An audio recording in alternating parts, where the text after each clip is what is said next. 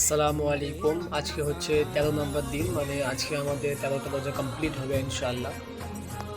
আমাদের মসজিদটা রাস্তার ধারে হওয়ার কারণে প্রচণ্ড ধুলো হয়। ওর জন্য আজকে আমি ইফতারের আগে মোটর দিয়ে আমি রাস্তাটায় জল দিয়ে দিচ্ছিলাম যেন ধুলোটা না ওড়ে।